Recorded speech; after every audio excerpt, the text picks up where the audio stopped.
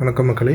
இப்போது நம்ம இன்றைக்கி பார்க்க போகிற வீடியோ எதை பற்றினா டிஎன்பிஎஸ்சி குரூப் 2 நோட்டிஃபிகேஷன் கொடுத்துருக்காங்க. ஸோ ஆல்ரெடி நோட்டிஃபிகேஷன் வந்து 2 நாள் ஆச்சு. ஸோ எல்லாருமே இதை பற்றின டீட்டெயில் எதிர்பார்த்துட்டு இருந்தீங்க. ஸோ அதுக்கு ஏற்றாப்புல அறிவிப்புகள் வந்துருச்சு. எக்ஸாம் டேட் வந்து பார்த்திங்கன்னா நவம்பர் மாதம் ஃபஸ்ட்டு டேட் வச்சுருக்காங்க. ப்ரீவியஸாக அக்டோபரில் எண்டில் இருக்கிறதா போட்டிருந்தாங்க. பட் நவம்பர் ஃபஸ்ட்டில் எக்ஸாம் வச்சுருக்காங்க. ஸோ எப்போவுமே நம்ம ஒரு எக்ஸாம் அப்ளை பண்ணும்போது அதோட நோட்டிஃபிகேஷனை ஒரு வாட்டி ஃபுல்லாக படிச்சுக்கிறது ரொம்ப ஒரு நல்ல விஷயம். அது எத்தனை பேஜஸ் இருந்தாலும் அட்லீஸ்ட் ஒரு கிளான்ஸ் மட்டும் நல்லது. ஸோ இந்த இமேஜில் பார்த்தீங்கன்னா உங்களுக்கு முக்கியமான பாயிண்ட்ஸ் மட்டும் கொடுத்துருக்கோம். இப்போ இதுக்கு குவாலிஃபிகேஷன் பார்த்தீங்கன்னா டிகிரி குவாலிஃபிகேஷன் இருக்குது. டிகிரி முடித்தவங்க பண்ணிக்கலாம். ஸோ ஏஜ் பார்த்தீங்கன்னா ஏஜ் ப்ரிஃபரன்ஸ் கொடுத்துருக்காங்க.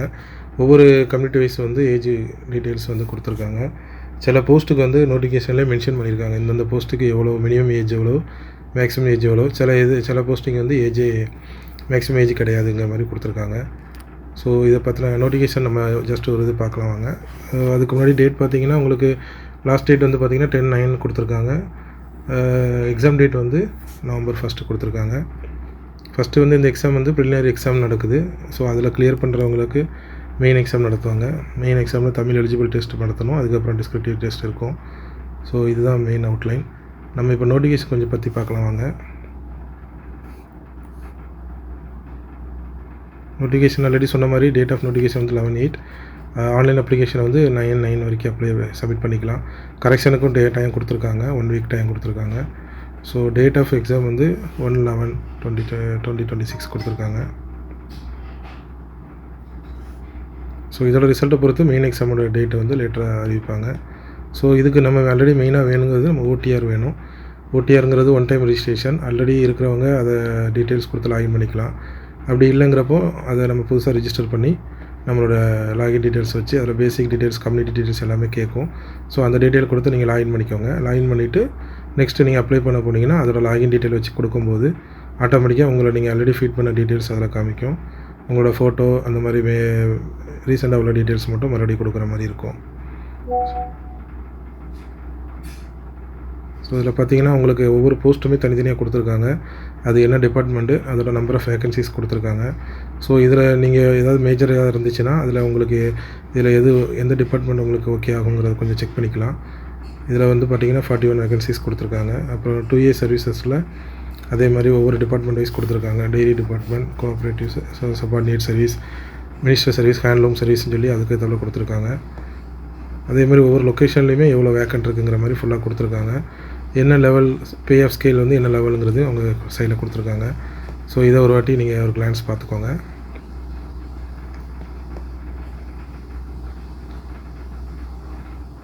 நெக்ஸ்ட்டு வந்து பார்த்திங்கன்னா ஏஜ் க்ரைட்டீரியா கொடுத்துருக்காங்க. ஸோ இதில் பார்த்தீங்கன்னா ஒரு போஸ்ட்டுக்கு 18 கொடுத்துருக்காங்க. Minimum age 18, maximum age should not completed, அது கம்ப்ளீட் ஆகிருக்கக்கூடாதுன்னு சொல்லி கொடுத்துருக்காங்க. ஸோ இந்த டேட்டா ஏஜ் வந்து நீங்கள் கொஞ்சம் செக் பண்ணிக்கோங்க. நீங்கள் என்ன ரோல் அப்ளை பண்ண போகிறீங்களோ அதை பொறுத்து செக் பண்ணிக்கோங்க. இந்த ஏஜ் எல்லாமே வந்து பார்த்திங்கன்னா 1/7/2026 வச்சு தான் நம்ம கால்குலேட் பண்ணணும். நம்ம டேட் ஆஃப் பர்த் முன்னாடியே வந்திருக்கலாம், இல்லை இனிமேல் கூட வரலாம். ஆனால் நம்ம கால்குலேட் பண்ணக்கூடிய டேட் வந்து பார்த்திங்கன்னா 1/7/26 அந்த டேட்டை வச்சு தான் நம்ம வந்து எவ்வளோ ஏஜ் வருதுங்கிறத நம்ம பார்த்துக்கணும். அதை வச்சு நம்ம இண்டிவிஜுவல் போஸ்ட்டுக்கு வந்து நம்ம இதில் எலிஜிபிள் இருக்கோமா இல்லையாங்கிறத பார்த்து நீங்கள் அப்ளை பண்ணிக்கலாம். ஒவ்வொரு போஸ்ட்டுக்குமே அதோட ஜாப் கோடு கொடுத்துருக்காங்க. அதுக்கப்புறம் ஏஜோட டீட்டெயில் ஃபுல்லாகவே கொடுத்துருக்காங்க. ஸோ இதில் பார்த்திங்கன்னா பிசி, எஸ்சி, எஸ்டி அதுக்கும் வந்து ஏஜ் டிஃப்ரென்ஸ், என்னென்ன ஏஜ், மினிமம் ஏஜ், என்ன குவாலிஃபிகேஷன் கொடுத்துருக்காங்க. ஸோ அதையும் நம்ம செக் பண்ணிக்கலாம்.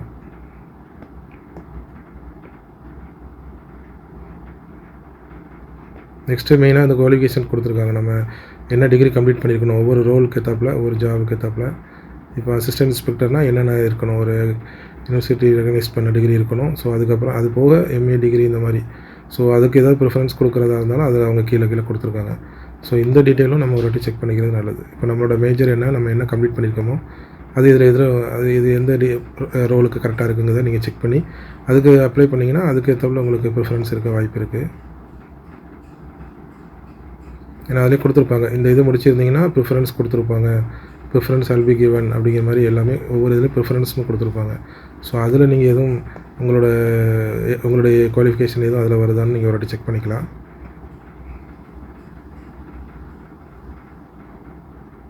ஸோ நெக்ஸ்ட்டு வந்து பார்த்திங்கன்னா இதெல்லாம் விஷுவல் ஸ்டாண்டர்ட்ஸு.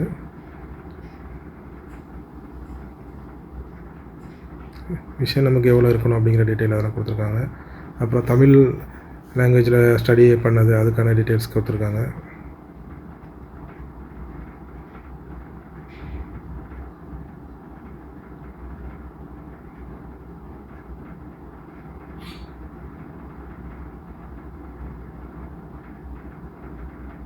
ஸோ இது எக்ஸாமோட பேட்டர்ன் கொடுத்துருக்காங்க. ஆல்ரெடி இந்த எக்ஸாம் அட்டன் பண்ணவங்க ப்ரிப்பேர் பண்ணுறவங்களுக்கு தெரிஞ்சிருக்கும். ஸோ புதுசாக பண்ணுறவங்க இதை பார்க்கும்போது இவங்களுக்கு ஒரு ஐடியா கிடைக்கும். ஸோ ப்ரிலிமினரி எக்ஸாம் அப்புறம் மெயின் எக்ஸாம் இருக்கும். ஸோ ப்ரிலிமினரி எக்ஸாமுக்கு என்னென்ன செக்ஷன் கொடுத்துருக்காங்கன்னு போட்டிருக்காங்க. ஜென்ரல் ஸ்டடீஸ் வந்து 75 கொஸ்டின்ஸ் டிகிரி ஸ்டாண்டர்டில் இருக்கும். ஆப்டிடியூட், மென்டல் எபிலிட்டி, அதாவது ரீசனிங் அந்த மாதிரி சொல்லுவோம். ஸோ அது வந்து 25 கொஸ்டின்ஸ் இருக்கும்.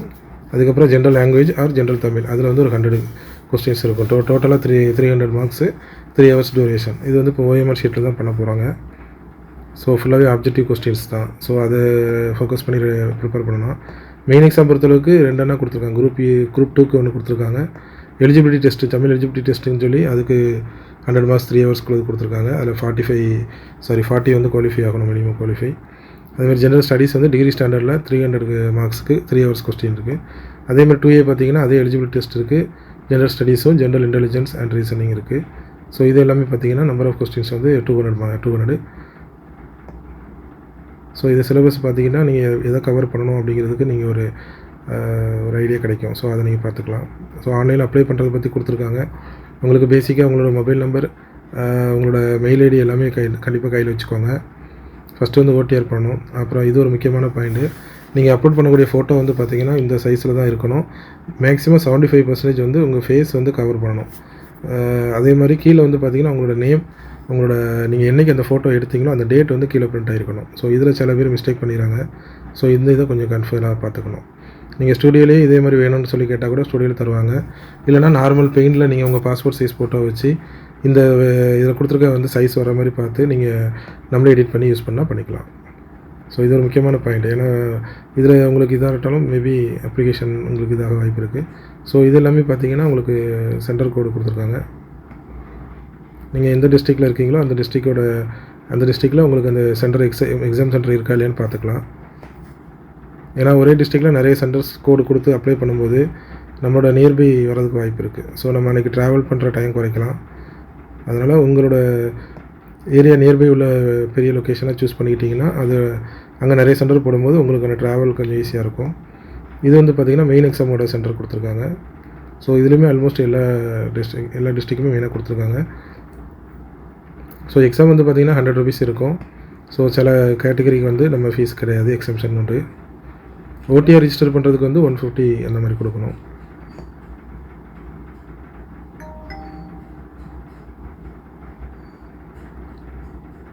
ஸோ மெயின் டீட்டெயில்ஸ் வந்து இதுதான் மேக்ஸிமம் முக்கியமாக பார்க்க வேண்டியது.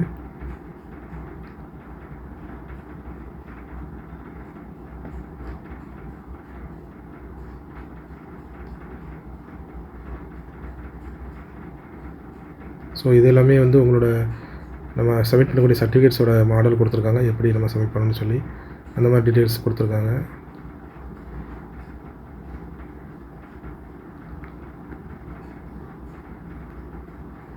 ஓகே, இந்த பேஜில் வந்து பார்த்திங்கன்னா உங்களுக்கு சிலபஸ் கொடுத்துருக்காங்க.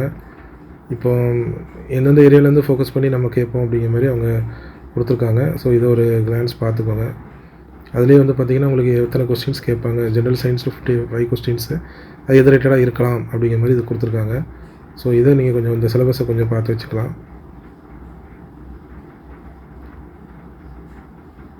ஸோ அதேமாதிரி பொது தமிழ் கொடுத்துருக்காங்க. பொது தமிழில் எதுலேருந்து எவ்வளோ கொஸ்டின் வரும். இலக்கணத்துலேருந்து 25 கொஸ்டின், சொல்லகராதி வந்து 15 கொஸ்டின்ஸ் அந்த மாதிரி சொல்லி அதில் ஸ்ப்ளிட்டப் கொடுத்துருக்காங்க. ஸோ அதை நீங்கள் பார்த்துட்டு அதை ஃபோக்கஸ் பண்ணி கொஞ்சம் ப்ரிப்பேர் பண்ணிங்கன்னா நல்லாயிருக்கும். அதேமாதிரி ஜென்ரல் இங்கிலீஷ் கொடுத்துருக்காங்க. Grammar 25 question, vocabulary 15 questions, writing skill 10 questions, அந்த மாதிரி ஒவ்வொரு டீட்டெயில்ஸ் கொடுத்துருக்காங்க.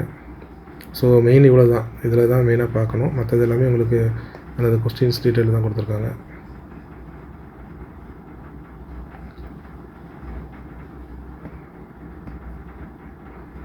ஸோ இதே மாதிரி இங்கிலீஷ்குள்ளது கொடுத்துருக்காங்க.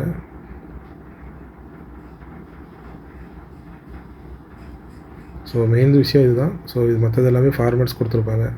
ஸோ நீங்கள் ப்ரிப்பேர் பண்ணுறதா இருந்தால் கண்டிப்பாக இதை ஃபோக்கஸ் பண்ணுங்கள், அப்ளை பண்ணுங்கள், சீக்கிரமாக அப்ளை பண்ணுங்கள். ஏன்னா டைம் இருக்குது, பட் இருந்தாலும் கொஞ்சம் சீக்கிரம் அப்ளை பண்ணிட்டீங்கன்னா அந்த சர்வர் ரிலேட்டடான எல்லா விஷயங்களும் நல்லாயிருக்கும். டக்கு டக்குன்னு நம்ம அப்ளை பண்ணிடலாம். உங்களுக்கு தெரிஞ்சவங்களுக்கும் இதை பற்றின டீட்டெயிலை வந்து ஷேர் பண்ணுங்கள். இந்த வீடியோவில் உங்களுக்கு எதாவது டவுட் இருந்தாலும் கமெண்ட்ஸில் கொடுங்க, கண்டிப்பாக நாங்கள் ரிப்ளை பண்ணுறோம். இந்த இமேஜ் வேணால் எல்லாத்துக்கும் ஷேர் பண்ணி பாருங்கள். இதில் சின்ன டிஸ்கிரிப்ஷன் கொடுத்துருக்கேன். மெயின் எக்ஸாம் பற்றின டீட்டெயில் மட்டும் இதில் கொடுக்கல. ஸோ மற்ற எல்லா டீட்டெயிலுமே இதில் சிம்பிளாக கொடுத்துருக்கோம், எப்படி இருக்கும் இந்த மாதிரி கொடுத்துருக்கோம். ஸோ இதை பற்றின அப்டேட் வேறு ஏதாவது தேவைனாலும் கண்டிப்பாக நம்பரை கான்டாக்ட் பண்ணுங்கள், கண்டிப்பாக நாங்கள் சப்போர்ட் பண்ணுறோம். சரிங்களா? வீடியோ பிடிச்சிருந்தால் லைக் பண்ணுங்கள், ஷேர் பண்ணுங்கள். தேங்க்யூ.